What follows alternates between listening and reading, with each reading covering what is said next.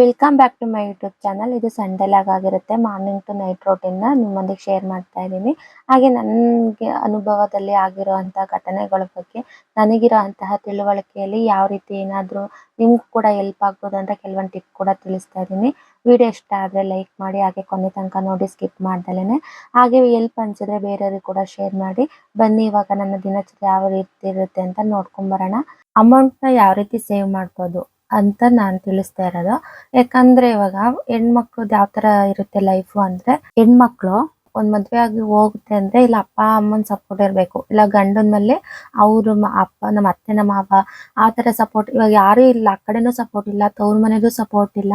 Support means ನೋಡ್ಕೊಳೋದೇ ಬೇರೆ. ಹಣಕಾಸಲ್ಲಿ ನಿಮ್ಗೆ ಕಷ್ಟ, ಇವಾಗ ಒಂದು ಫ್ಯಾಮಿಲಿ ಅಂತ ಆದಾಗ ಅವರಿಗೆ ಪ್ರಾಬ್ಲಮ್ಗಳು ಜಾಸ್ತಿ ಬರ್ತಾ ಇರುತ್ತೆ. ಅಂತ ಟೈಮಲ್ಲಿ ತಗೊಳ್ಳಿ, ನೀವು ಒಂದು 50,000 ತಗೊಳ್ಳಿ ಅಂತ ಯಾರು ಕೊಡೋಕ್ಕಿಲ್ಲ ಅಂದಾಗ ಪ್ರತಿಯೊಂದು ರೂಪಾಯಿನೂ ನೀವೇ ಜೀವನ ರೂಪಿಸ್ಕೊಬೇಕು ಅಂತ ಇದ್ದಾಗ ಈ ತರ ಫಾಲೋ ಮಾಡಿದ್ರೆ ತಕ್ಕ ಮಟ್ಟಿಗಾದ್ರೂ ನೆಮ್ಮದಿಯಾಗಿರ್ಬೋದು ಅಂತ ನನ್ನ ಅನುಭವ ಆಗಿರೋದನ್ನ ನಿಮ್ಮ ಹತ್ರ ತಿಳಿಸ್ತಾ ಇದ್ದೀನಿ. ನಮ್ಮ ಮನೇಲಿ ಇರೋದು 4 ಜನ, ನನ್ನಿಬ್ರು ಮಕ್ಕಳು ಹಾಗೆ ನನ್ನ ಹಸ್ಬೆಂಡ್. ಇವತ್ತು ಮಾರ್ನಿಂಗ್ ಸ್ವಲ್ಪ ಕೆಲಸ ಇದೆ ಅಂತ 5 ಗಂಟೆಲಿ ಎದ್ದು ಆಚೆ ಹೋಗಿದ್ರು. ಹಾಗಾಗಿ ನಾನು ನನ್ನ ಮಕ್ಕಳು ಸ್ವಲ್ಪ ನಿಧಾನಕ್ಕೆ ಎದ್ವಿ, ಸಂಡೇ ಅಲ್ವಾ. ಹಾಗಾಗಿ ಇವಾಗ ಎದ್ಬಿಟ್ಟು ಬೆಡ್ಶೀಟ್ನೆಲ್ಲ ತೆಗಿತಾ ಇದ್ದೀನಿ. ಮಾಮೂಲಿ ಕಸ ಹೊಡೆಯೋದು, ಬಾಗಿಲು ಸರ್ಸೋದು, ಎದ್ದಕ್ಕೆ ಎಲ್ಲರ ಮನೇಲೂ ಇದು ಮಾಡಿಬಿಟ್ಟೆ ನೆಕ್ಸ್ಟ್ ಕೆಲಸ ಮಾಡೋದು. ಹಾಗೆ ನಾನು ಕೂಡ ಅಡುಗೆ ಆಗಿರ್ಬೋದು, ಮನೆ ಮುಂದೆ ಇದನ್ನೆಲ್ಲ ಕೆಲಸ ಮಾಡ್ತಿರೋದೇ ನನ್ನ ಮದುವೆ ಆದಮೇಲೆ. ಮದುವೆಗಿಂತ ಮುಂಚೆ ನಾವು ಹಾಸ್ಟೆಲಲ್ಲಿ ಇದ್ವಿ, ಆಮೇಲೆ ರೂಮ್ ಮಾಡಿದ್ವಿ. ಈಗ ಸಡನ್ನಾಗಿ ಮದುವೆ ಆಯಿತು. ಮದುವೆ ಆದಮೇಲೆ ಒಂದೊಂದೇನೋ ಕೆಲಸ ಕಲಿತು ಇವಾಗ ನನ್ನ ಜೀವನ ರೂಪಿಸ್ಕೊಂಡಿರೋದು. ಮಾಡಕ್ ಬರಲ್ಲ ಅಂದ್ರೂ ಮದುವೆ ಆದಮೇಲೆ ನಾವು ಒಂದೊಂದು ಕಲ್ತಾಗಿ ನಮಗೆ ಬಂದಷ್ಟು ತಕ್ಕ ಮಟ್ಟಿಗಾದ್ರೂ ಮಾಡಬೇಕು. ಅದ್ರಲ್ಲಿ ನಾನು ಒಬ್ಳು. ನನಗೆ ಎಷ್ಟು ಬರುತ್ತೋ ಅಷ್ಟಂತೂ ಮಾಡ್ತೀನಿ. ನನಗೆ ಯಾರು ಫೋರ್ಸ್ ಮಾಡಲ್ಲ ನೀನು ಹಿಂಗೆ ಮಾಡಬೇಕು ಅಂತ. ಬಟ್ ಮದುವೆ ಆದಮೇಲೆ ಅದನ್ನೆಲ್ಲ ರೂಢಿಸ್ಕೊಳ್ಳಿಲ್ಲ ಅಂದರೆ ನಾವು ಎಷ್ಟೋ ಗಂಟೆಗೆ ಎದ್ದೇಳೋದು, ಅದನ್ನೆಲ್ಲ ಮಾಡೋಕ್ಕಾಗಲ್ಲ. ಬರಲಿಲ್ಲ ಅಂದ್ರೂ ಇನ್ನೊಬ್ರು ನೋಡಿ ಆದರೂ ಕಲಿಬೇಕು. ಕಸ ಗುಡಿಸಿ ರಂಗೋಲಿ ಬಿಡಿಸಿದಾಯಿತು. ಇವಾಗ ನಾನು ಫ್ರೆಶ್ ಅಪ್ ಆಗಿಬಿಟ್ಟು ಅಡುಗೆ ಮನೆಗೆ ಹೋಗ್ಬಿಟ್ಟು ನಾನು ಕೂಡ ಒಂದು ಲೋಟ ಬಿಸಿನೀರು ಕಾಯಿಸ್ಕೊಂಡು ಕುಡಿತೀನಿ. ಇದೇ ನನ್ನ ಮಾರ್ನಿಂಗ್ ಯಾವಾಗಲೂ ರೋಟೀನ್ ಸೇಮೇ ಇರುತ್ತೆ. ಇದು ಮಾಡ್ದಾದ್ಮೇಲೆ ನಾನು ನೆಕ್ಸ್ಟ್ ತಿಂಡಿ ಆಗಿರ್ಬೋದು ಏನೇ ಆಗಿದ್ರು ಮಾಡ್ಕೊಳೋದು. ಆಮೇಲೆ ಇವತ್ತು ಸಂಡೇ ಬೇರೆ ಅಲ್ವಾ, ಹಾಗಾಗಿ ಕಾಯಿ ಬೇರೆ ಖಾಲಿ ಆಗಿತ್ತು. ನಾನು ಯಾವಾಗಾದ್ರೂ ಫ್ರೀ ಇದ್ದಾಗ, ಇಲ್ಲ ಅಂದರೆ ಏನಾದರೂ ಮಾಡಬೇಕಾದ್ರೇನೆ ತುರ್ದಿಟ್ಕೊಂಡ್ಬಿಡ್ತೀನಿ ಫ್ರಿಜ್ಜಲ್ಲಿ. ವಾಷಿಂಗ್ ಮಿಷಿನ್ಗೆ ಸ್ವಲ್ಪ ಬಟ್ಟೆ ಕೂಡ ಹಾಕೋದಿತ್ತು, ಅದನ್ನ ಕೂಡ ಹಾಕಿದೆ. ನಮ್ಮನೇಲಿ ಇರೋದು LG ವಾಷಿಂಗ್ ಮಿಷಿನು, ತುಂಬಾನೇ ಚೆನ್ನಾಗಿದೆ LGದು. ಹಾಗೆ ಕ್ಲೀನಾಗಿ ಕೂಡ ಕಾಲರಲ್ಲಿರುತ್ತಲ್ಲ ಕೊಳೆ, ಅದು ಕೂಡ ನೀಟಾಗಿ ವಾಶ್ ಆಗುತ್ತೆ. ನನ್ನ ಮಕ್ಕಳನ್ನ ಗಮನ ಇಟ್ಟು ನೋಡ್ತಾ ಇರಬೇಕು. ಒಂದು ನಿಮಿಷ ಯಾಮಾರಿದ್ರೆ ಆಚೆಗೆ ಹೋಗ್ಬಿಡ್ತಾರೆ. ಹಾಗಾಗಿ ಸ್ವಲ್ಪ ಹುಷಾರಾಗಿ ನೋಡ್ತಾ ಇರಬೇಕು, ಅವ್ರ ಕಡೆ ಗಮನ ಇರಬೇಕು. ಏನಾದರೂ ಬಾಗಿಲು ತೆಗೆದು ಅಂದರೆ ಸಾಕು ಕೆಳಗಡೆ ಓಡೋಗೋಕೆ ಟ್ರೈ ಮಾಡ್ತಿರ್ತಾರೆ. ಈ ಬ್ಯಾಗ್ ಬಂದ್ಬಿಟ್ಟು ನನ್ನ ಹಸ್ಬೆಂಡ್ ನನಗೆ ಗಿಫ್ಟ್ ಅಂತ ಕೊಟ್ಟಿದ್ರು. ವರ್ಕ್ ಮಾಡ್ತಾ ಇದ್ದೆ ಮೊದಲು, ಅವಾಗ. ಇವಾಗ 3 ಇಯರ್ಸ್ ಆಯಿತು. ಇದನ್ನ ಬ್ಯಾಗ್ ಹಾಗೆ ಕಟ್ಬಿಟ್ಟು ಮೇಲೆ ಇಟ್ಟಿದ್ದೆ ಸಜ್ಜೆ ಮೇಲೆ. ಅಂದರೆ ಊರಲ್ಲಿದ್ದೆ ನಾನು ಇಷ್ಟು ದಿನ. ಹಾಗಾಗಿ ಅದು ಏನಾಗಿದೆ ಅಂದರೆ ಮೊನ್ನೆ ಆಚೆ ಹೋದಾಗ ತಗೊಂಡು ಹೋಗಿದ್ದೆ, ಎಲ್ಲ ಸಿಪ್ಪೆ ಎಲ್ಲ ಸುಲ್ಕೊಂಡು ಹೋಗೈತೆ. ಇಟ್ಟಿನೇ ಹಂಗಾಗೈತೆ. ಇದನ್ನು 2,500 ರೂಪಾಯಿನ ಕೊಟ್ಟು ತೊಗೊಂಬಂದಿದ್ರು. ಲೆದರ್ ಬ್ಯಾಗು, ತುಂಬ ಕ್ವಾಲಿಟಿ ಎಲ್ಲ ಚೆನ್ನಾಗಿದೆ, ತುಂಬ ದೊಡ್ಡ ಬ್ಯಾಗು, ಚೆನ್ನಾಗಿ ಅನಿಸ್ತಿತ್ತು. ಈ ಥರ ಆಗೈತೆ ಹಂಗೆ ಅಂತಿದ್ರು, ನಿನ್ಗೇನು ಕೊಡಿಸಿದ್ರು ನೀಟಾಗಿ ಇಟ್ಕೊಳಲ್ಲ ಅಂತ. ಅದು ಇಟ್ಟಿದ್ದಕ್ಕೆ ಆ ಥರ ಆಗಿದೆ. ನಾವಿರೋಂತಹ ಬಿಲ್ಡಿಂಗಲ್ಲಿ ಮನೆ ಮುಂದೆ ಸ್ವಲ್ಪ ಎಲ್ಲ ಜಾಗ ಅಂತ ಸ್ವಲ್ಪ ಜಾಸ್ತಿನೇ ಇದೆ. ಇವ್ರು ಅಷ್ಟೊಂದು ಬೇರೆ ಬಿಲ್ಡಿಂಗ್ಗಳಲ್ಲಿ ಎಷ್ಟೊಂದು ಜಾಗನೇ ಬಿಡಲ್ಲ, ಸ್ಪೇಸ್. ಇನ್ನೊಂದು ಮನೆ ಕೂಡ ಬಿಡ್ತಾರೆ. ಬಟ್ ಇಲ್ಲಿ ಆ ಥರ ಇಲ್ಲ. ನಮ್ಗೆ ಬೇಜಾರಾದಾಗ ಈ ಥರ ಇಲ್ಲಿ ಬಂದು ನಿಂತ್ಕೊಂತೀವಿ. ಇದು ಸರ್ಕಲ್ಲು ಮೇಯ್ನು. ಹಾಗಾಗಿ ಇಲ್ಲಿ ಬಂದರೆ ಒಂಥರ ಸಮಾಧಾನ. ಪಾರಿವಾಳ ಎಲ್ಲ ಹಾರಾಡ್ತಿರುತ್ತೆ, ಊಟ ಹಾಕ್ತಿರ್ತಾರೆ. ಒಂಥರ ಅಂದರೆ ಇದು ಸಂತೆ ಥರ. ಸಂಜೆ ಟೈಮಲ್ಲಿ ಗಾಡಿಗಳಾಗಿರ್ಬೋದು ಎಲ್ಲ ಬಂದು ಇಲ್ಲೇ ವ್ಯಾಪಾರ ಮಾಡ್ತಿರ್ತಾರೆ. ಟೈಮ್ ಕೂಡ ಪಾಸ್ ಆಗುತ್ತೆ, ಬೇಜಾರು ಕೂಡ ಆಗಲ್ಲ. 3 ಮಂತ್ಸ್ ಬ್ಯಾಕು ಈ ಅಲೋವೆರಾ ಊರಿಂದ ತರಿಸಿ ಹಾಕ್ಸಿದ್ದೆ ಗಿಡನ. ಇಷ್ಟುದ್ದ ಆಗೈತೆ. ಎಲ್ಲ ಒಟ್ಟಿಗಿತ್ತು ಎದುರುಗಡೆ ಮನೆ ಪಾಟ್ ಎಲ್ಲ. ಅವ್ರು ಆ ಕಡೆ ಇಟ್ಕೊಂಡ್ರು, ಸದ್ಯಕ್ಕೆ 2. ನನಗಂತೂ ತುಂಬಾನೇ ಇಷ್ಟ ಗಿಡಗಳೆಲ್ಲ ಹಾಕಕ್ಕೆ. ಬಟ್ ಬಾಡಿಗೆ ಮನೇಲಿ ಇರೋದ್ರಿಂದ ಹಾಕಕ್ಕೆಲ್ಲ ಬಿಡಲ್ಲ, ಗಲೀಜಾಗುತ್ತೆ, ಬೇರೆಯವರು ಇದು ಮಾಡ್ತಾರೆ ಅಂತ. ಇದು ಓನರ್ದೆ ಪಾಟು, ಖಾಲಿ ಇತ್ತು ಅಂತ ನಾನು ಹಾಕಿದ್ದೀನಿ ಅಷ್ಟೇ. 2 ಡೇಸ್ ಬ್ಯಾಕ್ ಸೊಪ್ಪು ಕೂಡ ಬಿಟ್ಟಿತ್ತು, ಕಿತ್ಕೊಂಡು ಸಾಂಬಾರು ಕೂಡ ಮಾಡಿದ್ದೆ. ಸದ್ಯಕ್ಕೆ ಇರೋದು 2 ಪಾಟು. ಆ ಎದುರುಗಡೆ ಮನೆಯವರು ಆ ಕಡೆ 3 ಪಾಟ್ ಇಟ್ಕೊಂಡಿದ್ದಾರೆ. ತಿಂಡಿ ಮಾಡೋಣ ಅಂತ ಹೇಳ್ಬಿಟ್ಟು ಅಡುಗೆ ಮನೆಗೆ ಹೋಗ್ತಾ ಇದ್ದೀನಿ. ಅಕ್ಕಿ ನೆನೆಸಿದ್ದೆ ನಿನ್ನೆನೆ. ನೈಟ್ ಎಲ್ಲ ರುಬ್ಬಿಟ್ಬಿಟ್ಟು ಮಲ್ಕೊಂಡೆ. ಪಾತ್ರೆ ಎವ್ರಿಡೇ ತೊಳಿತಿದ್ದೆ, ಬಟ್ ಅಕ್ಕಿ ಸಿಟ್ಟನ್ನ ರುಬ್ಬಿಟ್ಟು ಮಲ್ಕೋದು ಲೇಟ್ ಆಯಿತು. ಮಕ್ಕಳು ಬೇರೆ ಮಲಗಿದ್ರು, ಹಾಗಾಗಿ ಇವಾಗ ವಾಶ್ ಮಾಡ್ಕೊಬೇಕು. ಹಾಗೆ ಓಲೆ ಬಿಚ್ಚಿಟ್ಟಿದ್ದೆ ನೈಟು, ಅದನ್ನ ಕೂಡ ಇಕ್ಕೊತಾ ಇದ್ದೀನಿ. ಅದನ್ನೇನು ನಾವು ನೆನಪಿದಾಗಲೇ ಇಕ್ಕೊಳ್ಳಿಲ್ಲ ಅಂದರೆ ಸಂಜೆ ತನಕ ಹಾಗೆ ಇರ್ತೀವಿ, ಇನ್ನೊಬ್ರು ಕೇಳ್ತಾನೆ ಇರ್ತಾರೆ. ಹಾಗಾಗಿ ಯಾಕೆ ಅಂದ್ಬಿಟ್ಟು ನೆನಪಾಯಿತು ಇಕ್ಕೊತಾ ಇದ್ದೀನಿ.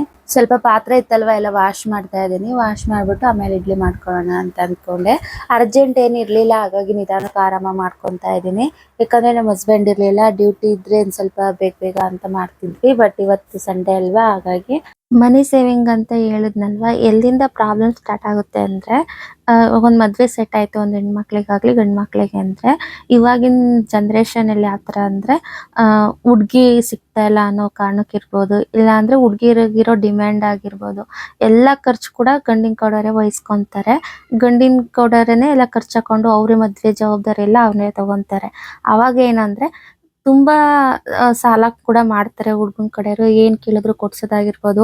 ಅಂದರೆ ಇವಾಗಿಂದ ರೇಟ್ ಜಾಸ್ತಿಗೆ ಅಷ್ಟು ಖರ್ಚು ಸಿಂಪಲಾಗಿ ಮಾಡ್ಕೊತೀನಿ ಅಂದ್ರೂ ತುಂಬಾ ದುಡ್ಡು ಬೇಕಾಗುತ್ತೆ. ಕೆಲವರು ಯಾರು ದುಡ್ಡು ಇಟ್ಕೊಂಡಂತೂ ಮಾಡಲ್ಲ, ಸ್ವಲ್ಪ ಇದ್ರೂ ಕೆಲವೊಂದು ಸಾಲ ಮಾಡಲೇಬೇಕಾಗುತ್ತೆ. ಅಂಥ ಟೈಮಲ್ಲಿ ಸಾಲ ಮಾಡಿರ್ತಾರೆ ಅಲ್ವಾ, ಇವಾಗ ಒಂದು ಮದುವೆ ಆಗಿ ನಾನು ಅದೇ ಮನೆಗೆ ಹೋಗಬೇಕು, ನನ್ನ ಗಂಡನೇ ತೀರಿಸ್ಬೇಕು ಅಂತ ಆ ಟೈಮಲ್ಲಿ ಯಾರಿಗೂ ಕೂಡ ಯೋಚನೆ ಇರಲ್ಲ. ನಮ್ಮದೂ ಹಂಗೆ ಆಗಿದ್ದು. ಯಾಕಂದರೆ ನನ್ನ ಮದುವೆ ಟೈಮಲ್ಲಿ ನನ್ನ ಹಸ್ಬೆಂಡೇನೆ ಎಲ್ಲ ಮದುವೆ ಎಲ್ಲ ಅವರೇ ಮಾಡ್ಕೊಂಡಿದ್ದು. ತುಂಬ ಸಾಲ ಇಲ್ಲ ಅಂದ್ರೂ 3 ಲಕ್ಷ 2 ಲಕ್ಷ ಏನೋ ಇತ್ತು ಸಾಲ. ಎಕ್ಸ್ಟ್ರಾ ಮದುವೆ ಖರ್ಚೆಲ್ಲ ಅವ್ರದ್ದೇ ಆಗಿರೋದ್ರಿಂದ ಅಷ್ಟಿತ್ತು. ಅದನ್ನು ತೀರ್ಸೋದಕ್ಕೆ ಇನ್ನು 1 ವರ್ಷ 2 ವರ್ಷ ಅಲ್ಲಿ ಟೈಮ್ ವೇಸ್ಟ್ ಆಯಿತು. ಅದಾದಮೇಲೆ ಮತ್ತೆ ಹುಡುಗಿರ ಲೈಫಲ್ಲಿ ಕನ್ಸೀವ್ ಆಗೋದಿರುತ್ತೆ, ಮತ್ತೆ ಸಾಲ ಆಗೇ ಆಗುತ್ತೆ. ಯಾಕಂದರೆ ಹಾಸ್ಪಿಟಲಿಗೆ ತೋರಿಸ್ಬೇಕಾಗಿರುತ್ತೆ, ಖರ್ಚಿರುತ್ತೆ. ನಾವು ಅದನ್ನೆಲ್ಲ ಯೋಚನೆ ಮಾಡಲ್ಲ, ಬರೀ ನಾವು ಸಾಲ ತೀರ್ಸೋಕ್ಕೇನೆ ನಾವು ಖರ್ಚು ಮಾಡ್ತಾನೆ ಇರ್ತೀವಿ. ಅಲ್ಲಿ ತನಕ ನಮ್ಗೆ ಅರ್ಥನೇ ಆಗಲ್ಲ. ಅವಾಗ ಪಶ್ಚಾತ್ತಾಪ ಪಡ್ತೀವಿ, ಅಯ್ಯೋ ಮದುವೆ ನಾವು ಸಿಂಪಲಾಗಿ ಆಗಿದ್ರೆ ಆಗೋದು ಅಲ್ವಾ, ಇಷ್ಟೆಲ್ಲ ಖರ್ಚು ಮಾಡಿ ಅಂತ. ನಾವು ಕೂಡ ಅದನ್ನೇ ಮಾಡಿದ್ದು. ನಮ್ಮ ಹಸ್ಬೆಂಡ್ ಹೇಳಿದ್ರು ಮದುವೆ ಟೈಮಲ್ಲಿ ಸಿಂಪಲಾಗಿ ಎಲ್ಲಾದರೂ ಹಾಕ್ಬಿಟ್ಟು ರಿಸೆಪ್ಷನ್ ಮಾಡ್ಕೊಳ್ಳೋಣ ಅಂತ. ಆ ಟೈಮಲ್ಲಿ ನಾನು ಒಪ್ಪಿರಲಿಲ್ಲ, ಇಲ್ಲ ನಾನು ಇಲ್ಲೇ ಆಗಬೇಕು ಹಂಗೆ ಹಿಂಗೆ ಅಂತ. ಆಮೇಲೆ ಆದರೂ ಬಟ್ ಆಮೇಲೆ ನಾವು ತೀರ್ಸೋದಕ್ಕೆ 2 ವರ್ಷ ಅಲ್ಲಿ ಟೈಮ್ ವೇಸ್ಟ್ ಆಯಿತು. ಮತ್ತೆ ಕನ್ಸೀವ್ ಆದಾಗ ಖರ್ಚಂತೂ ಇದ್ದೇ ಇರುತ್ತೆ. ಒಂದು ಪ್ರೈವೇಟ್ ಹಾಸ್ಪಿಟ್ಲಿಗೆ ತೋರಿಸ್ತೀವಂದರೆ ತೋರಿಸೋದಕ್ಕಿಂತ ಮೆಡಿಸನ್ಗೆ ನಾವು ಎಕ್ಸ್ಟ್ರಾ ದುಡ್ಡು ಖರ್ಚು ಮಾಡಬೇಕಾಗುತ್ತೆ. ಆ ಥರ 3 ವರ್ಷ 4 ವರ್ಷ ನಮಗೆ ಅಲ್ಲೇ ಟೈಮ್ ವೇಸ್ಟ್ ಆಗುತ್ತೆ. ನಾವು ಎಕ್ಸ್ಟ್ರಾ ಏನು ತೊಗೊಳಕ್ಕೂ ಆಗಲ್ಲ, ಮಾಡೋಕ್ಕೂ ಆಗಲ್ಲ. ಇನ್ನು ಮದುವೆ ಟೈಮಲ್ಲಿ ಇನ್ನೊಂದು ಏನಂದರೆ, ಸ್ಟಾರ್ಟಿಂಗ್ ಮದುವೆ ಆಗಿರುತ್ತಲ್ವ, ಆವಾಗ ಹುಡುಗಿ ಕಡೆಯವ್ರು ಬರ್ತಾ ಇರ್ತಾರೆ ಅನ್ನೋದು ಕಾರಣಕ್ಕಿರ್ಬೋದು, ಇಲ್ಲ ಬೆಂಗಳೂರಲ್ಲಿ ವಾಸ ಮಾಡ್ತಿದ್ರೆ ಮನೆ ಸ್ವಲ್ಪ ಚೆನ್ನಾಗಿರೋ ಮಾಡ್ತೀವಿ, ರೆಂಟಿಗೆ ಮಾಡ್ಕೊತೀವಿ ಮನೆ ಅಂದ್ರೂ ಸ್ವಲ್ಪ ಚೆನ್ನಾಗಿರೋದು ಅಂತಲೇ ನೋಡ್ತೀವಿ. ಅಲ್ಲೂ ಕೂಡ ನಾವು ಬಾಡಿಗೆನ ಜಾಸ್ತಿ ಪೇ ಮಾಡ್ತಿರ್ತೀವಿ, ಅಲ್ಲೂ ಕೂಡ ದುಡ್ಡು ವೇಸ್ಟ್ ಆಗುತ್ತೆ. ಇದನ್ನೆಲ್ಲ ನಾನು ಹೇಳ್ತಿರೋದು ನಾವು ಮಾಡಿರೋಂತಹ ಮಿಸ್ಟೇಕ್ನೇ ನಾನು ಹೇಳ್ತಾ ಇರೋದು. ಯಾವ ಥರ ಸುಮ್ಮನೆ ದುಡ್ಡು ಎಲ್ಲ ವೇಸ್ಟ್ ಮಾಡ್ಕೊಂಡೇ ಹೋಗ್ತಿರ್ತೀವಿ. ಆವಾಗ ಇವೆಲ್ಲ ಮೈಂಡಿಗೆ ಯೋಚನೆ ಬರಲ್ಲ. ಒಂದು ನಮಗೂ ಕೂಡ ಒಂದು ಮಕ್ಕಳೆಲ್ಲ ಆಗ್ತಾರಲ್ವ, ಅವಾಗ ಬರುತ್ತೆ ಇವೆಲ್ಲ ಮಾಡಬಾರ್ದಿತ್ತು ಅಂತ. ಅಲ್ಲಿ ತನಕ ನಮಗೆ ನಾವು ದುಡ್ಡು ಕಳೀತಾ ಇದ್ದೀವಿ ಅಂತ ಅರ್ಥನೇ ಆಗಲ್ಲ. ನಾವು ಮಾಡಿದ ಮಿಸ್ಟೇಕ್ನ ನೀವು ಮಾಡಬೇಡಿ. ಯಾರಾದರೂ ಇವಾಗ ಹೊಸ್ದಾಗಿ ಮದುವೆ ಆಗಿರೋರಿದ್ರೆ ಅಂಥವರೆಲ್ಲ ಹೇಳ್ಕೊತಾ ಇದ್ದೀನಿ ನನಗೇನಾಗಿತ್ತು ಅಂತ. ಯಾಕಂದರೆ ಸಪೋರ್ಟಿಂಗ್ ಇಲ್ಲ ಅಂದಾಗ ಯಾರು ಕೂಡ ₹1 ಕೊಡೋಕ್ಕಂತೂ ಬರಲ್ಲ. ಬೇಕಾದರೆ ಮಾತಾಡ್ಬೋದು, ಮಾತಾಡ್ದವ್ರು ಯಾರು ಬಂದಾಗಲ್ಲ. ಇವಾಗ ತುಂಬ ಜೋರಾಗಿ ಮದುವೆ ಆಗ್ತೀವಿ ಅಂದ ಮಾತ್ರಕ್ಕೆ ಅದರಲ್ಲೂ ಏನಾದರೂ ಕೊಂಕು ಕುಡುಕ್ತಾರೆ.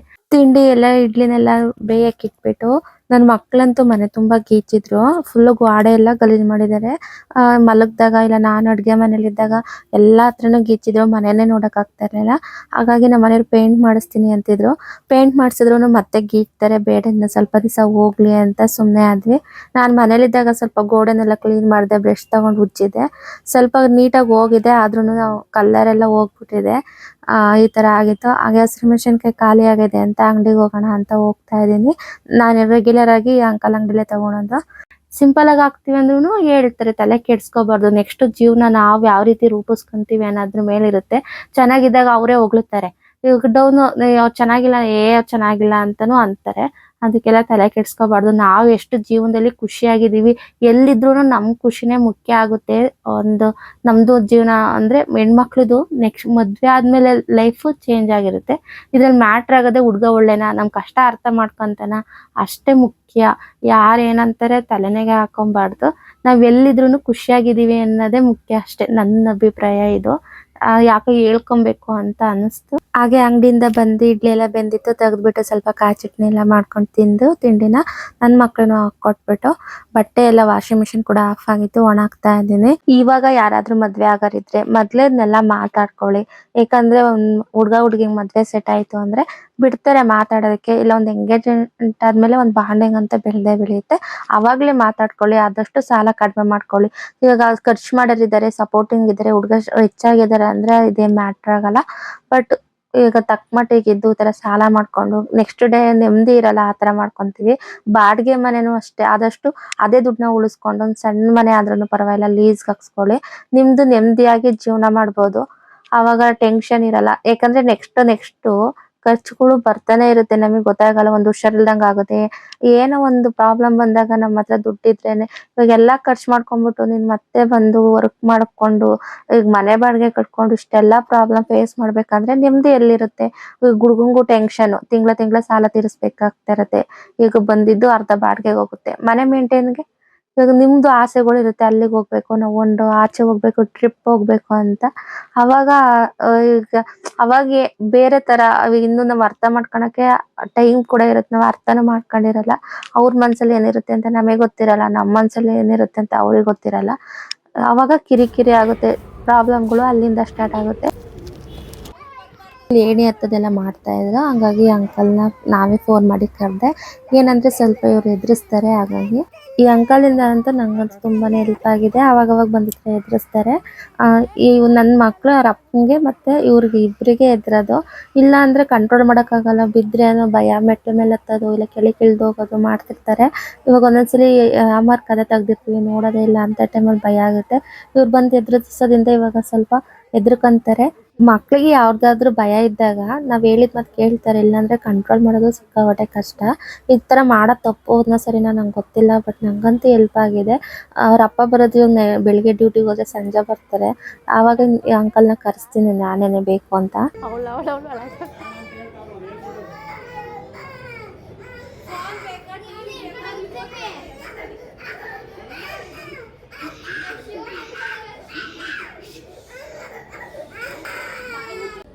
ನೀಟಾಗಿ ಕುತ್ಕ, ನೀಟಾಗಿ ಕೂರ್ರಿ ಇಬ್ರು.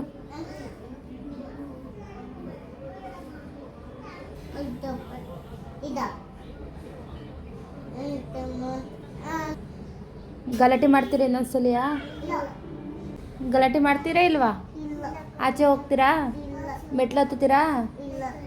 ಇನ್ನೊಂದ್ಸಲಿ ಹತ್ತಿದ್ರೆ ನಾರಾಯಣ ಅಂಕಲ್ ಇಲ್ಲೇ ಇರ್ತಾರೆ.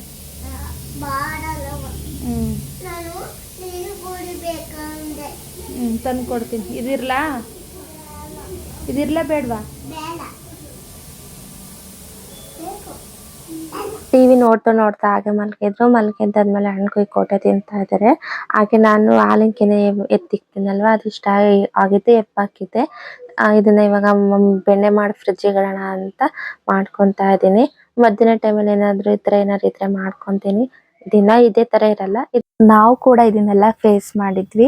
ಆಮೇಲೆ ನಾವೇನ್ ಮಾಡಿದ್ವಿ ಅಂದ್ರೆ, ನಮ್ದು ಫಸ್ಟ್ ಬಾಡಿಗೆ ಜಾಸ್ತಿ ಇತ್ತು. ಮದ್ವೆ ಆದ್ಮೇಲೆ ಅವ್ರು ಬರ್ತಾರೆ, ಒಂದ್ ತಕ್ಕ ಮಟ್ಟಿಗಾರು ಮನೆ ಇರ್ಬೇಕು ಅಂತ ಒಂದ್ 9,000 ಏನೋ ಬಾಡಿಗೆ ಕಟ್ತಾ ಇದ್ವಿ. ಅದ್ರ ಬದಲು ಸ್ವಲ್ಪ ಕಡಿಮೆನೆ ನೋಡೋಣ ಅಂತ ಒಂದ್ 6,500 ಮನೆ ಮಾತ್ರ 9,000 ಮನೆಗಿಂತ ತುಂಬಾನೇ ಚೆನ್ನಾಗಿತ್ತು, ಸಿಂಗಲ್ ಬೆಡ್ರೂಮ್. ಆದ್ರೂ ಕೂಡ ಈ 3,000 ಉಳಿಯುತ್ತೆ ಅಂತವಲ್ಲ, ಅದು ಸುಳ್ಳು. ಅದೋ ದುಡ್ಡು ಉಳಿತಾ ಇರಲಿಲ್ಲ, ಅಲ್ಲೇ ಸರಿ ಹೋಗ್ತಿತ್ತು. ಹಾಗೆ ಒಂದೂವರೆ ವರ್ಷ ಹಿಂಗೆ ಮದ್ವೆ ಆಗಿ 2-2.5 ವರ್ಷ ಕಳೀತು. ಆಮೇಲೆ ನಾವು ಡಿಸೈಡ್ ಮಾಡಿದ್ವಿ ಲೀಸ್ ಹಾಕ್ಸ್ಕೊಬೇಕು ಅಂತ. ಲೀಸ್ ಹಾಕ್ಸ್ಕೊಳಕ್ಕೆ ಬಂಡವಾಳ ಬೇಕೇ ಬೇಕು. ಈಗ ಯಾರು ಕೊಡೋರಿಲ್ಲ ಅಂದಾಗ ಏನ್ ಮಾಡಿದ್ವಿ ಅಂದ್ರೆ, ಬ್ಯಾಂಕ್ ಅಲ್ಲಿ ಲೋನ್ ತಗೊಂಡ್ವಿ. ಅದು ಯಾವ ತರ ಅಂದ್ರೆ, ನಾವ್ ಇವಾಗ ಬಾಡಿಗೆ ಕಟ್ತಾ ಇದೀವಲ್ವಾ, ಅದಕ್ಕೆ ಅದ್ರ ಬದಲು EMI ಹೋಗೋ ತರ ಅಷ್ಟೇ ಅಮೌಂಟ್ ನಾವು ಬಾಡಿಗೆ ಬದಲು ಲೋನ್ ಕಟ್ಟೋ ತರ ಮಾಡ್ಕೊಳ್ಳೋಣ ಅಂತ. ಅದಕ್ಕೆ ನಮ್ಗೆ ಒಂದ್ 2.5 ಲಕ್ಷ ಲೋನ್ ಸಿಕ್ತು ಬ್ಯಾಂಕ್ ಅಲ್ಲಿ. ಇನ್ನು ಉಳ್ದಿದ್ದ ಅಮೌಂಟ್ ಅಡ್ಜಸ್ಟ್ ಮಾಡಿದ್ವಿ. ಆ ಬಜೆಟ್ಗೆ ನಮ್ಗೆ ಮನೆ ಎಲ್ಲಿ ಸಿಗುತ್ತೆ ಅಂತ ನೋಡ್ತಾ ಇದ್ವಿ. ನಾವ್ ಇದ್ದಿದ್ ಬಿಲ್ಡಿಂಗ್ ಪಕ್ಕದಲ್ಲೇ ನಮ್ ಬಿಲ್ಡಿಂಗ್ ಕಟ್ತಾ ಇದ್ರು. ಅಲ್ಲಿ ಹೋಗಿ ನೋಡಿದ್ವಿ, ಮನೆ ಅಂತ ಸಿಕ್ಕಾಬಿಟ್ಟೆ ಸಣ್ಣದು. ಬಟ್ ಏನು ಮಾಡಂಗಿಲ್ಲ, ನಮ್ ದುಡ್ಡಿಗೆ ಅದೇ ಮನೆ ಬರ್ತಿದ್ದು. ಅದಕ್ಕೆ ಹೋಗ್ವಿ, ಅಲ್ಲಿದ್ವಿ ಒಂದ್ 2 ವರ್ಷ. ಲೋನ್ ಕೂಡ ತೀರದ್ಮೇಲೆ ಇವಾಗ ನಾವಿರೋ ಅಂತ ಮನೆಗೆ ಬಂದಿರೋದು. ಆ ತರ ನಾವು ಸೇವ್ ಮಾಡ್ಕೊಂಡ್ವಿ. ಅಲ್ಲಿಂದ ಇವಾಗ ಸ್ವಲ್ಪ ಮಧ್ಯದಲ್ಲಿ ನಮ್ಗೆ ಅಮೌಂಟ್ ಯಾವಾಗ ಸೇವ್ ಆಗುತ್ತೋ ಅವಾಗ ನಾವು ಏನ್ ಬೇಕಾದ್ರೂ ಮಾಡ್ಬೋದು. ಯಾಕಂದ್ರೆ ನಮ್ಗೆ ದುಡ್ಡು ಹೋಗ್ತಾನೆ ಇದ್ರೆ ಏನು ಸೇವ್ ಮಾಡಕ್ಕಾಗಲ್ಲ. ನನ್ ಮಕ್ಳು ಹಂಗ ಹಣ್ಣು ತಿಂತ ಕೂತಿದ್ರಲ್ವಾ, ಅದಕ್ಕೆ ಅಡ್ಗೆ ಮನೆ ಕ್ಲೀನ್ ಮಾಡ್ಕೊಳ್ಳೋಣ ಅಂತ ಮಾಡ್ಕೊಂತಾ ಇದೀನಿ. ಮೀಶೋಯಿಂದ ಬಾಕ್ಸ್ನೆಲ್ಲ ತರಿಸಿದ್ದೆ. ಅದನ್ನ ಈ ಶೆಲ್ಫಿಗೆಲ್ಲ ಜೋಡಿಸ್ಕೊಳ್ಳೋಣ ಯಾವ ತರ ಕಾಣುತ್ತೆ. ಮತ್ತೆ ರೇಷನ್ಗಳು ಏನಂದ್ರೆ ಒಂದೇ ಡಬ್ಬಕ್ಕೆ ತುಂಬಿಕ್ಕಿದ್ರೆ ಅದು ನಮ್ಗೆ ಏನಾಗುತ್ತೆ, ಖಾಲಿ ಆಗೋದು ನೆನಪಿರಲ್ಲ. ಇವಾಗ 1 ತಿಂಗಳು 2 ತಿಂಗಳು ಆಗಿರುತ್ತೆ, ಹಾಗೆ ಇರುತ್ತೆ. ಎಲ್ಲ ಕಾಣೋ ತರ ಜೋಡಿಸ್ಕೊಂಡ್ರೆ ಇದು ಖಾಲಿ ಆಗ್ತಿದೆ ಅಂತ ನಮ್ಗೆ ಐಡಿಯಾನು ಬರುತ್ತೆ. ಸಡನ್ ಆಗಿ ಇದಿದ್ರೆ ತಿಂಡಿ ಮಾಡ್ಬೋದು ಅಂತಾನು ಗೊತ್ತಾಗುತ್ತೆ. ಅದಕ್ಕೆ ಬಾಕ್ಸಸ್ನ ತರಿಸಿದೆ, ನೀಟಾಗೂ ಕಾಣುತ್ತೆ ಅಂತ. ಅದಕ್ಕೆ ಇದನ್ನೆಲ್ಲ ಜೋಡಿಸ್ಕೊಳ್ಳೋಣ ಅಂತ ಎಲ್ಲ ಕ್ಲೀನ್ ಮಾಡ್ಕೊತಾ ಇದ್ದೀನಿ. ಹಾಗೆ ಬಾಕ್ಸಸ್ನ ತರಿಸಿದ್ಮೇಲೆ ಬಾಕ್ಸ್ಗಳನ್ನ ಇಡೋದಕ್ಕೆ ಈ ತರ ಆರ್ಗನೈಸರ್ ಬುಕ್ ಮಾಡಿದ್ದೆ. ಮೀಶೋದಲ್ಲಿ 560 ಏನೋ ಇತ್ತು ಅಮೌಂಟು. ಬಟ್ ಅದೇನಂದ್ರೆ ಸ್ಕ್ರೂ ಡ್ರೈವರ್ ಟೈಟ್ ಮಾಡಿದ್ರೆ ಸೀಲ್ ಆಗ್ತಿತ್ತು. ಮತ್ತೆ ಅದು ಕ್ವಾಲಿಟಿನೂ ಅಷ್ಟು ಚೆನ್ನಾಗಿರಲಿಲ್ಲ. ಅದನ್ನ ವಾಪಸ್ ಕೊಟ್ಟೆ. ಆಮೇಲೆ ಮತ್ತೆ ಅಮೆಝಾನ್ ಅಲ್ಲಿ ಮಾಡಿದೆ, 1150 ಏನೋ ಇತ್ತು. ಅದು ಕೂಡ ಸೇಮ್ ಪ್ರಾಬ್ಲಮ್ ಅದೇ ತರ ಆಯ್ತು. ಅದಕ್ಕೆ ಸವಾಸ್ವೆ ಬೇಡ ಅಂದ್ಬಿಟ್ಟು ಇಲ್ಲೇ ಜೋಡಿಸ್ಕೊಳ್ಳೋಣ ಅಂದ್ಬಿಟ್ಟು ಇವತ್ತು ಅಡುಗೆ ಮನೆ ಕ್ಲೀನ್ ಮಾಡ್ಕೊಳ್ಳೋಣ ಅಂತ ಇವತ್ತು ಮಾಡ್ತಾ ಇದ್ದೀನಿ. ಶೆಲ್ಫಿಗೆ ಚೆನ್ನಾಗಿ ಕಾಣಿಸುತ್ತೆ ಅಂತ ಅನ್ಕೊಂಡಿದ್ದೀನಿ. ಬಾಟ್ಲಿ ಇತ್ತು, ಅದಕ್ಕೇನೆ ಲಿಕ್ವಿಡ್, ಸರ್ಫ್ ಎಕ್ಸೆಲ್ ಲಿಕ್ವಿಡ್, ನಿಂಬೆ ಹಣ್ಣು ಮತ್ತೆ ಸೋಡಾ ಪುಡಿ ಇಷ್ಟು ಹಾಕೊಂಡು ಶೆಲ್ಫ್ನೆಲ್ಲ ಕ್ಲೀನ್ ಮಾಡ್ಕೊಂಡೆ. ಬಾಕ್ಸ್ ಅಲ್ಲೆಲ್ಲ ರಾಗಿ ಹಸಿಟ್ಟು ಏನೇನೋ ಐಟಮ್ಗಳೆಲ್ಲ ಇದ್ದು, ಹಾಗಾಗಿ ಅದನ್ನೆಲ್ಲ ಹಾಗೆ ಮೇಲ್ಗಡೆ ಎಲ್ಲ ಕ್ಲೀನ್ ಮಾಡ್ಕೊಂಡು ಜೋಡಿಸ್ಕೊಂತಾ ಇದ್ದೀನಿ. ರೀಸೆಂಟಾಗಿ ಎಲ್ಲ ಕ್ಲೀನ್ ಮಾಡ್ಕೊಂಡಿದ್ದೆ, ಹಾಗಾಗಿ ಅದನ್ನೇ ತೊಳ್ಕೊಳ್ಳಿಲ್ಲ. ಮೇಲೆಲ್ಲ ಸ್ವಲ್ಪ ಎಲ್ಲ ಕ್ಲೀನ್ ಮಾಡ್ಕೊಂಡು ಜೋಡಿಸ್ಕೊಂಡು ಈ ತರ ಜೋಡಿಸ್ಕೊಂಡೆ. ಇಷ್ಟು ಕೆಳಗಡೆನೆಲ್ಲ ತಕ್ಕೊಂತಾ ಇದ್ದೀನಿ ಇವಾಗ. ಇವೆಲ್ಲ ಹಳೆ ಬಾಕ್ಸಸ್ ನನ್ ಮದ್ವೆಗಿಂತ ಮುಂಚೆ ನನ್ನ ಹಸ್ಬೆಂಡ್ ರೂಮ್ ಮಾಡಿದ್ರು, ಅವಾಗ ತಗೊಂಡವು ಈ ಬಾಕ್ಸು. ತುಂಬಾ ವರ್ಷ ಆಗಿದ್ರಿಂದ ಎಲ್ಲ ಕಲರ್ ಎಲ್ಲ ಹೋಗ್ಬಿಟ್ಟಿದೆ. ಎಷ್ಟೇ ನೀಟಾಗಿ ಜೋಡಿಸ್ಕೊಂಡ್ರೆ ಅಷ್ಟು ಚೆನ್ನಾಗೆ ಕಾಣ್ತಾ ಇರ್ಲಿಲ್ಲ. ಅದಕ್ಕೆ ಹೊಸ ಬಾಕ್ಸಸ್ ನ ತಗೊಂಡೆ. ಹಳೆ ಬಾಕ್ಸ್ನೆಲ್ಲ ತೆಗ್ದಿಟ್ಬಿಟ್ಟು ಶೆಲ್ಫ್ನ ಇವಾಗ ಕ್ಲೀನ್ ಮಾಡ್ಕೊತಾ ಇದೀನಿ. ಇದಕ್ಕೆ ನಿಂಬೆ ಹುಳಿ ಹಾಕಿದ್ನಲ್ವಾ, ಹಾಗಾಗಿ ಜಿಡ್ಡು ಏನಾರು ಇದ್ರೆ ಹೋಗುತ್ತೆ ಅಂತ. ಏನು ಗಲೀಜೇನ್ ಇರಲ್ಲ, ಬರೀ ಡಸ್ಟ್ ಇರುತ್ತೆ ಅಷ್ಟೇನೆ. ಅದಕ್ಕೇನೆ ನಿಂಬೆ ಹುಳಿ ಹಾಕಿ ಕ್ಲೀನಾಗಿ ಒರೆಸ್ಕೊಂತಾ ಇದೀನಿ. ಬಾಕ್ಸಸ್ನ ತಂದಿದ್ನಲ್ವಾ, ಮೊದ್ಲು ಅದನ್ನೆಲ್ಲ ತಕ್ಕೊಂಡು ಇಟ್ಕೊಂತೀನಿ. ಅಡ್ಗೆ ಮನೆನ ಎಷ್ಟೇ ಕ್ಲೀನ್ ಮಾಡಿದ್ರು ಗಲೀಜಾಗೋದಂತೂ ತಪ್ಪಲ್ಲ. ದಿನ ತೊಳಿತಾ ಇದ್ರೂನು ಏನ್ ಜೋಡಿಸಿದ್ರುನು ಇವಾಗ ಅರ್ಜೆಂಟಲ್ಲಿ ಏನಾದ್ರು ಅಲ್ಲಿದೆ ಮುಟ್ತಾ ಇರ್ತೀವಿ, ಗಲೀಜ್ ಆಗ್ತಾ ಇರುತ್ತೆ. ಅವಾಗ ಕ್ಲೀನ್ ಮಾಡ್ಕೊಂಡ್ರೆ ಅಡ್ಗೆ ಮನೆ ಕೂಡ ನೀಟಾಗಿರುತ್ತೆ. ಹಾಗಾಗಿ ಲಿಕ್ವಿಡ್ಗೆ ಬಂದ್ಬಿಟ್ಟು ನಿಂಬೆಹಣ್ಣು ಹುಳಿ ಹಾಕೊಳ್ಳಿ, ನೀಟಾಗಿ ಜಿಡ್ಡು ಏನಾದ್ರು ಇದ್ರೆ ಹೋಗುತ್ತೆ. ನಮ್ಮನೇಲಿ ಜಿಡ್ಡಿಗಿಂತ ಜಾಸ್ತಿ ಧೂಳೆ ಜಾಸ್ತಿ ಇತ್ತು. ಇದೆಲ್ಲ ಹೊಸ ಬಾಕ್ಸಸ್ ತಗೊಂಡಿದ್ನಲ್ವಾ, ಅದಕ್ಕೆ ಡೈರೆಕ್ಟ್ ಆಗೆಲ್ಲ ಕವರ್ ತೆಗೆದ್ಬಿಟ್ಟು ಹಾಗೆ ಡೈರೆಕ್ಟ್ ಆಗಿ ಜೋಡಿಸ್ತಾ ಇದೀನಿ. ನೋಡೋಣ ಏನ್ ಕರೆಕ್ಟ್ ಆಗುತ್ತಾ ಇಲ್ಲ ಯಾವ ತರ ನೋಡೋಣ ಅಂತ. ನೀಟಾಗಿ ನಂಗಂತೂ ತುಂಬಾ ಇಷ್ಟ ಆಯ್ತು. ಕರೆಕ್ಟಾಗಿ ಶೆಲ್ಫಿಗೆ ನೀಟಾಗಿ ಕುತ್ಕೊಂತು. ಎಲ್ಲ ತೆಗ್ದ್ಬಿಟ್ಟು ಜೋಡಿಸ್ಕೊಂಡೆ ನೀಟಾಗಿ. ಹಳೆ ಬಾಕ್ಸಸ್ನೆಲ್ಲ ಇವಾಗ ಸುಮ್ಮನೆ ಹಾಗೆ ಎತ್ತಿಕ್ಕಿದ್ದೀನಿ. ಅದ್ರಲ್ಲಿರೋದ್ನೆಲ್ಲ ಇದಕ್ಕೆ ಸುರಿದ್ಬಿಟ್ಟು ನೋಡೋಣ ಅಂತ. ಒಂದ್ಸಲಿ ವಾಶ್ ಮಾಡ್ಕೊಳ್ಳೋದು ಬೆಸ್ಟ್ ನಾವ್ ಏನೇ ತಂದ್ರೂ. ಹಾಗಾಗಿ ಎಲ್ಲ ಕ್ಲೀನಾಗಿ ಸ್ಮೂತ್ ನಾರ್ ತಗೊಂಡು ಎಲ್ಲ ನೀಟಾಗಿ ಸೋಪ್ ತಗೊಳ್ಳಿ ಬೆಳಗ್ಬಿಟ್ಟು ತೊಳೆದಿಟ್ಕೊತಾ ಇದೀನಿ. ಮೊದ್ಲೇ ಮಾಡ್ಬೇಕಿತ್ತು, ನಾನು ಇವಾಗ ಎಲ್ಲ ಒಟ್ಟಿಗೆ ಮಾಡ್ಕೊತಾ ಇದೀನಿ. ಟೈಮ್ ಇದು ಹಿಂಗಿದ್ರು ಸಂಡೇ ಏನು ಕೆಲಸ ಇರ್ಲಿಲ್ಲ. ಇದನ್ನ ನೀಟಾಗಿ ಎಲ್ಲ ಮುಗಿಸ್ಕೊಳ್ಳೋಣ ಅಂತ. ತುಂಬಾ ಟೈಮ್ ಹಿಡಿಯುತ್ತೆ, ನೋಡಕ್ಕೆಲ್ಲ ಈಸಿ ಅನ್ಸುತ್ತೆ. ನಾನು ಒಂದು 3 ಗಂಟೆ ಹಂಗೆ ಸ್ಟಾರ್ಟ್ ಮಾಡಿದ್ದು, ಎಲ್ಲ ಮುಗಿಯೋ ಅಷ್ಟರಲ್ಲಿ 6:30 ತನಕ ಆಯ್ತು. ಬಾಕ್ಸಸ್ ಕ್ವಾಲಿಟಿ ಮಾತ್ರ ಸೂಪರ್ ಆಗಿದೆ. ನಾನೆಲ್ಲ ಸ್ಮೂತ್ ನಾರಲ್ಲೆಲ್ಲ ಉಜ್ಜಿ ತೊಳೆದಿಕ್ತಾ ಇದ್ದೀನಿ. ಅಷ್ಟು ತುಂಬಾ ಶೆಕೆ ಇತ್ತು, ಮಧ್ಯಾಹ್ನ ಟೈಮ್ ಆಗಿದ್ದರಿಂದ ಫ್ಯಾನ್ ಹಾಕಿದ್ದೆ. ಹಾಗಾಗಿ ಬೇಗ ಎಲ್ಲ ತೊಳೆದ್ಬಿಟ್ಟು ಹಾರಾಕಿದೆ. ಬೇಗ ಡ್ರೈ ಕೂಡ ಆಯ್ತು, ಯಾಕಂದ್ರೆ ಶೆಕೆನೇ ಇರುತ್ತೆ. ಹಾಗೆ ಫ್ಯಾನ್ ಬೇರೆ ಹಾಕಿದ್ನಲ್ಲ, ನೀರೆಲ್ಲ ಬೇಗ ಡ್ರೈ ಆಗ್ತಿತ್ತು. ನೋಡಿ ಈ ತರ ಎಲ್ಲ ದಬ್ಬು ಇದಿದೆ. ಹಿಂದೆ ಫ್ಯಾನ್ ಕೂಡ ಹಾಕೊಂಡಿದ್ದೆ. ಈ ತರ ಸ್ಮೂತ್ ಬಟ್ಟೆ ನೀಟಾಗಿ ಒರೆಸ್ಕೊಂಡು ಒಂದ್ 5 ನಿಮಿಷ ಹಾಗೆ ಇಟ್ಬಿಟ್ಟು ಆಮೇಲೆ ಐಟಮ್ಗಳನ್ನೆಲ್ಲ ಸ್ಟೋರೇಜ್ ಮಾಡ್ಕೊತಾ ಇದ್ದೀನಿ. ಇದೆಲ್ಲ 950 ml, 1 kgಗೆ 50 ಗ್ರಾಮ್ ಅಷ್ಟು ಕಡಿಮೆ ಆಗುತ್ತೆ ಅಷ್ಟೇನೆ ಸ್ಟೋರೇಜ್. ಇದು kg ಪ್ಯಾಕೆಟ್ ತಂದ್ರೆ ಸ್ವಲ್ಪ ಎಕ್ಸ್ಟ್ರಾ ಉಳ್ಕೊಳುತ್ತೆ ಅಷ್ಟೇನೆ. ನಾನು ನಾಳೆ ಬಾಕ್ಸ್ ಅಲ್ಲಿ ಇದ್ಮೇಲೆ ಅದನ್ನೆಲ್ಲ ಕಾಳನ್ನೆಲ್ಲ ಸುರ್ಕೊಂತಾ ಇದೀನಿ. ಜಾಸ್ತಿ ಸ್ಟೋರೇಜ್ ಇಡ್ಸ ಅಂತದ್ನೆಲ್ಲ ಫಸ್ಟ್ ದೊಡ್ಡ ಬಾಕ್ಸ್ಗೆಲ್ಲ ಹಾಕೊಂಡು ಜೋಡಿಸ್ಕೊಂತಾ ಇದೀನಿ. ಕಿಚನ್ ಆರ್ಗನೈಸ್ ಮಾಡಬೇಕು, ಮತ್ತೆ ಏನೇನೋ ಎಕ್ಸ್ಟ್ರಾ ಎಲ್ಲ ಆಡ್ ಮಾಡ್ಕೊಬೇಕು ಅಂತ ನನಗೂ ತುಂಬಾ ಆಸೆ. ಬಟ್ ಏನಂದ್ರೆ ಎಲ್ಲದಕ್ಕೂ ಅಮೌಂಟೇ ಮುಖ್ಯ. ಒಂದೇ ಸಲ ನಾನು 10,000 ಬಂಡವಾಳ ಅಂತ ಹಾಕಕ್ಕಾಗಲ್ಲ. ಇವಾಗ್ಲೇನೆ ಸ್ವಲ್ಪ ದುಡ್ಡೆಲ್ಲ ಖರ್ಚಾಗಿದೆ. ಬಾಕ್ಸಸ್ಗಾಗಿರ್ಬೋದು, ಸ್ಟೋರೇಜ್ ಡ್ರಾಯರ್ಗಾಗಿರ್ಬೋದು, ಎಲ್ಲ ಒಂದು 3,000 ಅಂತಾನೂ ಆಗಿದೆ. ಒಂದೇ ಸಲ ನಾವು ಅಷ್ಟೊಂದೆಲ್ಲ ಒಂದೇ ದಿವಸ ತರಿಸಿ ಮಾಡೋಕ್ಕಾಗಲ್ಲ. ಅದಕ್ಕೆ ಒಂದೊಂದೇ ಆಡ್ ಮಾಡ್ಕೊತಾ ಇದ್ದೀನಿ. ನನಗೇನು ಮೊದಲು ಅವಶ್ಯಕತೆ ಇದೆಯೋ ಅದನ್ನ ಮೊದಲು ತೋರಿಸ್ಕೊಂಡಿದ್ದೀನಿ. ಇದಾದ್ಮೇಲೆ ನೆಕ್ಸ್ಟ್ ನನಗೆ ಒಂದೊಂದೇ ಏನೇನು ಅವಶ್ಯಕತೆ ಇದೆಯೋ ಒಂದೊಂದೇ ಆಡ್ ಮಾಡ್ಕೊಳ್ಳೋಣ ಅಂತ. ಸದ್ಯಕ್ಕೆ ಸಾಕು ಅನ್ಸುತ್ತೆ. ಬಟ್ ಡೆಕೋರೇಟಿವ್ ಐಟಮ್ ಆಗಿರ್ಬೋದು, ಕೆಲವೊಂದು ಇನ್ನೊಂದು ಸ್ವಲ್ಪ ಐಟಮ್ ತೋರಿಸ್ಕೊಬೇಕು, ನೆಕ್ಸ್ಟ್ ತರ್ಸೋಣ ಅಂತ ಅನ್ಕೊಂಡಿದೀನಿ. ನಾನು ಈ ದೊಡ್ಡ ಬಾಕ್ಸಸ್ಗೆ ಕಾಳುಗಳು ಹಾಕಿ ಅವಲಕ್ಕಿ, ರವೆ ಇಂಥ ಐಟಮ್ಗಳನ್ನ ಮೊದಲು ಹಾಕೊಂಡೆ. ಯಾಕಂದ್ರೆ ನಮ್ಗೆ ತಿಂಡಿ ಮಾಡೋಕ್ಕೆ ಇದು ಬೇಕೇ ಬೇಕು. ಹಾಗಾಗಿ ಇದನ್ನೆಲ್ಲ ಹಾಕ್ಕೊಂಡ್ರೆ ಸಣ್ಣ ಪುಟ್ಟದಕ್ಕೆ ಈ ಉದ್ದಿನ ಬೇಳೆ ಆ ಥರ ಹಾಕ್ಕೋಬೋದು. ಇವಾಗ ನೋಡಿ ಯಾವ ಥರ ಆಗಿದೆ ಅಂತ ತೋರಿಸ್ತೀನಿ. ಎಲ್ಲಾನು ನಂದು ಐಬ್ರೋಸ್ ಮಾಡ್ಕೊಂಡಾಯ್ತು. ನೋಡಿ ಈ ಥರ ಕಾಣಿಸ್ತಾ ಇದೆ, ಎಷ್ಟು ಚೆನ್ನಾಗಿ ಕಾಣಿಸ್ತಿದೆ ಅಂತ. ಹಾಗೆ ಬಾಕ್ಸಿಗೆ ಅಂಟಿಸೋಕ್ಕೆ ಸ್ಟಿಕ್ಕರ್ ಕೂಡ ತರಿಸಿದ್ದೆ. ನನಗೆ ಏನೋ ಅಷ್ಟು ಇಷ್ಟ ಆಗಲಿಲ್ಲ ಸ್ಟಿಕ್ಕರ್ ಅಂಟಿಸಿದ್ರೆ. ಹಾಗೆ ಚೆನ್ನಾಗಿ ಕಾಣ್ತಿತ್ತು, ಸಣ್ಣವು ಕಾಣಿಸ್ತೆ. ಸಾಕು, ನಮ್ಮ ಮನೆಯವರು ಯಾಕೋ ಬೇಡ ಸ್ಟಿಕ್ಕರ್ ಅಂಟಿಸೋದು ಅಂದ್ರೆ ಹಾಗೆ ಎತ್ತಿಟ್ಟೆ. ನಿಮ್ಗೆ ಹೇಗೆ ಅನ್ಸುತ್ತೆ ಅಂತ ಕಮೆಂಟ್ ಮಾಡಿ. ಯಾವ ರೀತಿ ಕಾಣಿಸ್ತಿದೆ ಅಂತ. ಇನ್ನು ಸ್ವಲ್ಪ ಎಲ್ಲ ಕಿಚನ್ ಇದನ್ನ ಮಾಡ್ಕೊಬೇಕು. ನೋಡಿ ಈ ತರ ಕಾಣಿಸ್ತಿದೆ ನಮ್ಮ ಅಡುಗೆ ಮನೆ. ಇವಾಗ ಕರೆಕ್ಟಾಗಿ ನಾನು ಕ್ಲೀನ್ ಮಾಡ್ಬೇಕಾದ್ರೆ ನಮ್ಮ ಹಸ್ಬೆಂಡ್ ಬಂದ್ರು, ಹಾಗಾಗಿ ಅವ್ರು ಬೇಡ ಅಂದ್ರು. ಅವ್ರಿಗೂ ಎಲ್ಲ ಕಾಫಿ ಎಲ್ಲ ಇಟ್ಕೊಟ್ಬಿಟ್ಟು, ಇದು ಪೆಗ್ವಿನ್ ಡಿಸೈನ್ ಟೂತ್ ಬ್ರಷ್ ಹೋಲ್ಡರ್ ತರಿಸಿದ್ನಲ್ವಾ, ಇದು ಕೂಡ ಸ್ಟಿಕ್ ಮಾಡಿದೆ. ಅಡುಗೆ ಮನೆಗೆ ಚಾಕು ಸೀಸರ್ ಎಲ್ಲ ಇಡೋದಕ್ಕೆ ತುಂಬಾನೇ ಹೆಲ್ಪ್ ಆಗುತ್ತೆ. ಲೈಟರ್ ಅಂತೂ ಕೆಳಗಡೆ ಇಟ್ಟಿದ್ದೆ, ನನ್ನ ಮಕ್ಕಳು ಯಾವಾಗ ತಗೊಂಡಾರೋ, ಇವಾಗಂತೂ ಸರಿ ಆಯ್ತು. ಹಾಗೆ ವಾಶ್ರೂಮ್ಗೆ ಒಂದು ಇದು ಸೋಪ್ ಸ್ಟ್ಯಾಂಡ್ ಕೂಡ ತರಿಸಿದ್ದೆ. ರೂಮ್ಗೂ ಕೂಡ ಬಾತ್ರೂಮ್ಗೆ ಇಡಕ್ಕೆ ಅಂತ ಕೂಡ ಒಂದು ಹಾಕ್ಬಿಟ್ಟು ಮನೆ ಎಲ್ಲ ಕ್ಲೀನ್ ಮಾಡಿ ಇವಾಗ ಫ್ರೆಶ್ ಅಪ್ ಎಲ್ಲ ಆಗಿ ಮುಖ ತೊಳ್ಕೊಂಡು ಇವಾಗ ದೀಪ ಹಚ್ಚೋಣ ಅಂತ ಹಚ್ತಾ ಇದ್ದೀನಿ. ನಮ್ಮ ಬಾಡಿಗೆ ಮನೆಯಲ್ಲಿ ಈ ತರ ದೇವ್ರ ಮನೆ ಸಪರೇಟ್ ಇಲ್ಲ, ಈ ತರ ಬಾಕ್ಸ್ ತರ ಮಾಡಿದ್ದಾರೆ. ಇದು ಕೆಳಗಡೆ ಫೇಸ್ ಸುಮ್ನೆ ಖಾಲಿ ಉಳಿತಿತ್ತು, ಅದಕ್ಕೆ ದಿವಾನ್ ಕಟ್ಟೆ ಇದು ಕೆಳಗಡೆನೆ ಜರುಗಿಸಿದ್ವಿ. ಮಲಗಿದ್ರೆ ಹಿಂಸೆ ಆಗಲ್ಲ, ಎದ್ದೇಳ್ಬೇಕಾದ್ರೆ ಅಷ್ಟೊಂದು ತಗ್ಲಲ್ಲ, ಹುಷಾರಾಗಿರ್ಬೇಕಷ್ಟೇ. ಈ ಕಡೆ ಇಕ್ಕಿದ್ರೆ ಫೇಸ್ ಇರ್ತಿರ್ಲಿಲ್ಲ, ಹಾಗಾಗಿ ಈ ತರ ಮಾಡಿದ್ವಿ. ಇವಾಗ ಸ್ವಲ್ಪ ಜಾಗ ದೊಡ್ಡ ಅನ್ಸುತ್ತೆ, ಮಕ್ಳು ಬೇರೆ ಓಡಾಡ್ತಿರ್ತಾರಲ್ಲ, ಹಾಗಾಗಿ. ನಮ್ಮ ಮನೆ ದೇವ್ರು ಬಂದ್ಬಿಟ್ಟು ರಂಗನಾಥ ಸ್ವಾಮಿ. ದೀಪ ಎಲ್ಲ ಹಚ್ಚಿದಾದ್ಮೇಲೆ ಸ್ವಲ್ಪ ಹೊತ್ತು ಕೂತಿದ್ದೆ. ಅಡುಗೆಗೆ ನಮ್ಮ ಮನೆಯವರು ದೋಸೆನೇ, ಅವ್ರು ಇರಲಿಲ್ಲ ಬೆಳಿಗ್ಗೆಯಿಂದ, ಹಾಗಾಗಿ ದೋಸೆ ಮಾಡೋಣ ಅಂತ ಅಡುಗೆ ಮನೆಗೆ ಬಂದೆ. ಹಳೆ ಬಾಕ್ಸಸ್ನೆಲ್ಲ ಸೈಡಲ್ಲಿ ಇಟ್ಟಿದ್ದೀನಿ, ಅದ್ರಲ್ಲಿ ಸ್ವಲ್ಪ ಇನ್ನೂ ಐಟಮ್ಗಳಿದೆ. ಸ್ವಲ್ಪ ಜಿಡ್ಡು ಅನಿಸ್ತಿತ್ತು, ಅದಕ್ಕೆ ಲಿಕ್ವಿಡ್ ಆಗೇ ಇತ್ತಲ್ಲ, ಇನ್ನು ಸ್ವಲ್ಪ ಕ್ಲೀನ್ ಮಾಡ್ಕೊಳ್ಳೋಣ ಅಂತ. ಇವತ್ತೆಲ್ಲ ಬೆಳಿಗ್ಗೆ ಇಡ್ಲಿ, ಇವಾಗ ದೋಸೆ, ಇಡ್ಲಿ, ಸಾಂಬಾರ್, ಚಟ್ನಿ, ದೋಸೆ.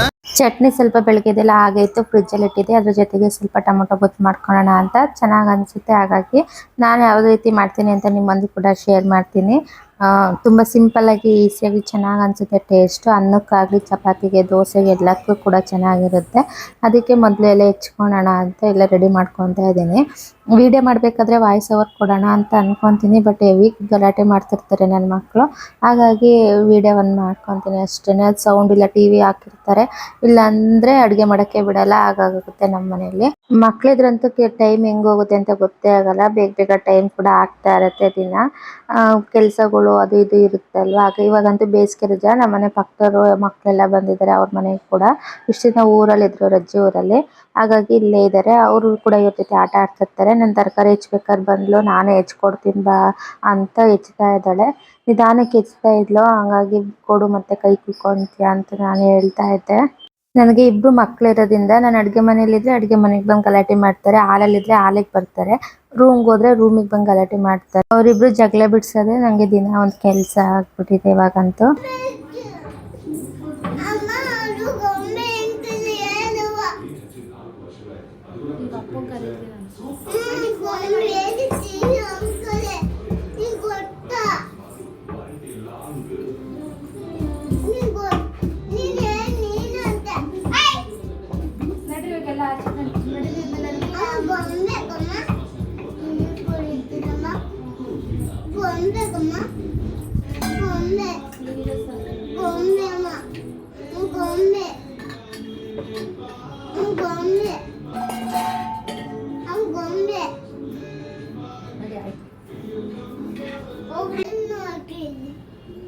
ಒದ್ಬೇಕೇನೆ ಮಗಳೇ, ಒದಬೇಕಾ? ಒದಬೇಕಾ? ಎದ್ದ ಮೇಲೆ ಸಣ್ಣಕ್ಕೆ ಕ್ಲೋಸ್ ಮಾಡು. ಕರಿತೀನಿ ಇವಾಗ ಅಪ್ಪನ. ನಿಧಾನಕ್ಕೆ ಎತ್ತಿದ್ಲು, ಮತ್ತೆ ಕೈ ಕುಯ್ಕೊಂಡ್ರೆ ಕಷ್ಟ, ನಾನೇ ಹೆಚ್ಕೊಂಡು ಕೊಡು ಅಂತ. ಅಷ್ಟರಲ್ಲಿ ನಮ್ಮ ಮನೆಯವರು ಊರವ್ರು ಬರ್ತಿದ್ರು ಮನೆಗೆ, ಬೇಗ ಮಾಡ್ಕೊಳ್ಳೋಣ ಅಂತ ಮಾಡ್ಕೊತಾ ಇದ್ದೀನಿ, ಹೆಚ್ಕೊತಾ ಇದ್ದೀನಿ. ಅವ್ರು ಬಂದಿದ್ದೆಲ್ಲ ವಿಡಿಯೋ ಮಾಡ್ಕೊಂಡಿಲ್ಲ, ಮನೆಗೆ ಬಂದಿರ್ತಾರೆ ಏನಕ್ಕೆ ಅಂತ. ಇದಕ್ಕೆ ತರಕಾರಿನೆಲ್ಲ ಹೆಚ್ಚಿಟ್ಕೊಂಡ್ಬಿಟ್ಟು ಒಂದು ಬೌಲ್ಗೆ ಇದಕ್ಕೆ ಅರಿಶಿನ, ಖಾರ ಪುಡಿ, ಸಾಂಬಾರು ಪುಡಿ ಇಷ್ಟನ್ನ ಹಾಕಿ ಎತ್ತಿಟ್ಕೊತೀನಿ. ಯಾಕಂದರೆ ಒಗ್ಗರಣೆಗೆ ಹಾಕಬೇಕು, ಇಲ್ಲಾಂದರೆ ಒಂದೊಂದೇ ಹಾಕಕ್ಕೆ ಹೋದ್ರೆ ಸೀದಂಗೆ ಆಗಿಬಿಡುತ್ತೆ. ಒಂದೇ ಸಲ ಹಾಕೋದಕ್ಕೆ ರುಚಿಗೆ ತಕ್ಕಷ್ಟು ಎಷ್ಟೆಷ್ಟು ಬೇಕೋ ಒಂದೊಂದು ಸ್ಪೂನ್ ಅಷ್ಟು ಆ್ಯಡ್ ಮಾಡ್ಕೊಂಡಿದ್ದೀನಿ. ಇವಾಗ ಒಂದು ಬಾಣಲಿಗೆ ಸ್ವಲ್ಪ ಎಣ್ಣೆ, ಸಾಸಿವೆ, ಜೀರಿಗೆ, ಹಾಗೆ ಹೆಚ್ಚಿರೋ ಅಂಥ ಒಂದು ಕಪ್ಪಷ್ಟು ಈರುಳ್ಳಿ ಹಾಕ್ಬಿಟ್ಟು ಚೆನ್ನಾಗಿ ಸ್ವಲ್ಪ ಫ್ರೈ ಮಾಡ್ಕೊತಾ ಇದ್ದೀನಿ. ಹಾಗೆ ಕರಿಬೇವು ಹಾಕಿದ್ದೀನಿ. ಒಂದು ನಿಮಿಷ ಫ್ರೈ ಮಾಡಾದ್ಮೇಲೆ ಇದು ಸ್ವಲ್ಪ ಫ್ರೈ ಆದಮೇಲೆ ಸ್ವಲ್ಪ ಕೊತ್ತಂಬರಿ ಸೊಪ್ಪು ಹಾಗೆ ಪುದೀನ ಸೊಪ್ಪನ್ನ ಹೆಚ್ಚಿಟ್ಕೊಂಡಿದ್ದೆ, ಎರಡು ಮಿಕ್ಸ್ ಮಾಡಿ ಒಂದು ಬೌಲಷ್ಟು ಒಗ್ಗರಣೆ ಒಳಗೆ ಹಾಕ್ತಾ ಇದ್ದೀನಿ. ಇದೊಂದು ನಿಮಿಷ ಫ್ರೈ ಆದಕ್ಕೆ ಮಸಾಲೆ ಎಲ್ಲ ಪೌಡ್ರ್ ಇಟ್ಕೊಂಡು ಬೌಲ್ಗೆ ಹಾಕಿದ್ನಲ್ಲ ಅದನ್ನು ಕೂಡ ಆ್ಯಡ್ ಮಾಡ್ಕೊತಾ ಇದ್ದೀನಿ. ಇದು ಸ್ವಲ್ಪ ಡಿಫ್ರೆಂಟ್ ಟೇಸ್ಟ್ ಬರುತ್ತೆ.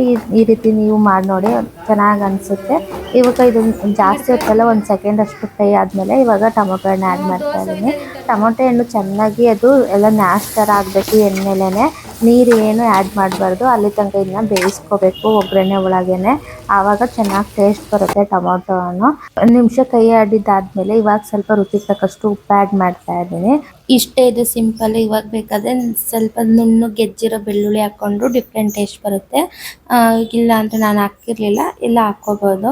ಪಲ್ಯನ ಪಕ್ಕದ ಕಡೆ ಎತ್ತಿಕ್ಬಿಟ್ಟು ದೋಸೆ ಉಯ್ಕೊಳ್ಳೋಣ ಅಂತ ಉಯ್ಕೊತಾ ಇದ್ದೀನಿ. ಮಧ್ಯದಲ್ಲಿ ನನ್ನ ಮಕ್ಕಳು ಹಾಕ್ಕೊಡು ಅಂತಿದ್ರು, ಹಾಗಾಗಿ ಹಾಕ್ಕೊಟ್ಬಿಟ್ಟು ನಮ್ಮ ಮನೆಯವರು ಊರಿಂದ ಬಂದಿದ್ರಲ್ಲ ಅವ್ರ ಕೈಲಿ ಮಾತಾಡ್ಕೊಂಡು ಕೂತಿದ್ರು, ಹಾಗಾಗಿ ಒಂದೇ ಸಲಿಗೆ ಹಾಕ್ಕೊಡೋಣ ಅಂತ ಎತ್ತಿಕ್ತಾ ಇದ್ದೀನಿ.